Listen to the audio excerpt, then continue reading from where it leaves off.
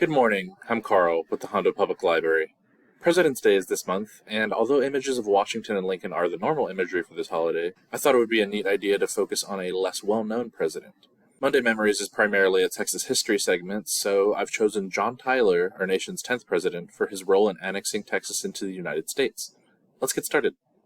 John Tyler was born in Charles City, Virginia on the 12th of November, 1790. The Tyler family was one of the so-called first families of Virginia, the elite who could trace their roots in America all the way back to the colony of Jamestown. His father, John Tyler Sr., had been the college roommate of Thomas Jefferson. Tyler took after his father and studied law, and was admitted to the Virginia bar at the age of 19. This was too young to be eligible, but the judge forgot to ask Tyler's age, so he was admitted.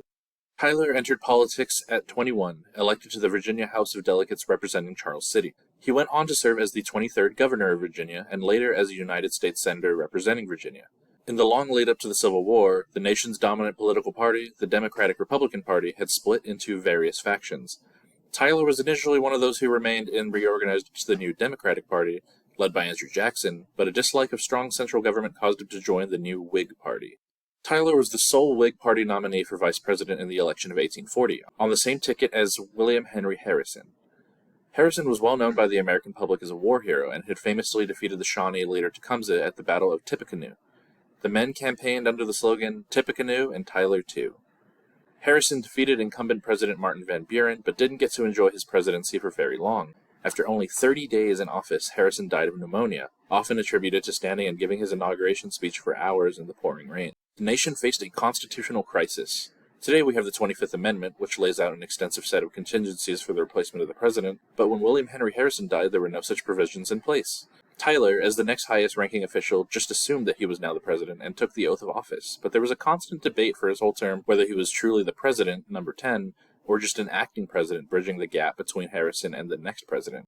The Whig Party referred to Tyler as His Accidency and expelled him from the party in 1842 over economic policy differences.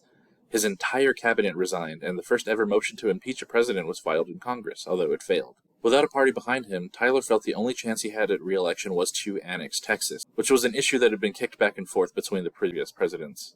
Tyler slowly rebuilt his cabinet with pro-annexation officials, including Secretary of State Abel P. Upshur and Secretary of the Navy Thomas Walker Gilmer. Upshur got to work finding enough votes in the Senate to get the treaty passed and entered into secret meetings with the Texas government, promising military support against Mexico. Gilmer published letters defending annexation to the American people. Hopes for completing the annexation effort before Election Day were ruined.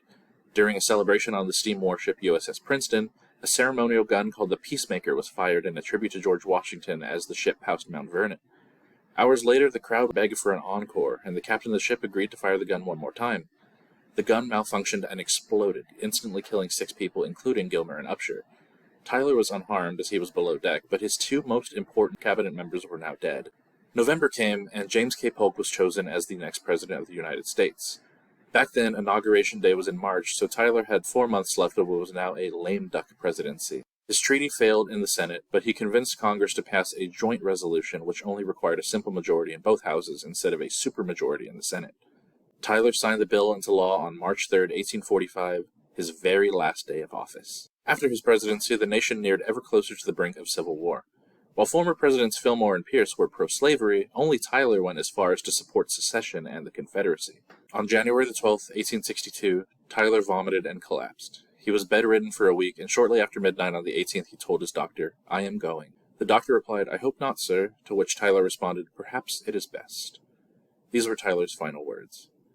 John Tyler was the only president whose death was not officially recognized by the government, as he was instead given a state funeral by the Confederacy, the only U.S. president who was buried under a foreign flag, a Stars and Bars Confederate flag draping his coffin.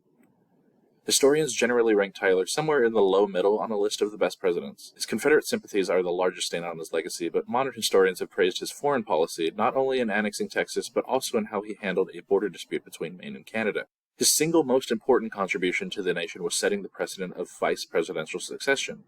The next presidential death after Harrison was only 9 years later, when Zachary Taylor made the unfortunate mistake of partaking in an excessive amount of cherries and milk and dying of cholera. Millard Fillmore succeeded him, and there was never any doubt that he was president number 13 and not just the acting president. Tyler is survived today by his grandson. That's right, not a great-grandson, a grandson. John Tyler had his son Leon Gardner Tyler in 1853 when John was in his 60s, and Leon had his son Harrison in 1928 when Leon was in his 70s. Harrison Tyler, now 95, has dedicated his life to preserving his grandfather's story. Thank you all for watching, and happy President's Day. Don't forget to vote. Early voting for the primary starts February 20th. February 23rd is the last day to submit a request for a mail-in ballot, and March 5th is Election Day. And I'll see you all next month for our next chapter of Monday Memories.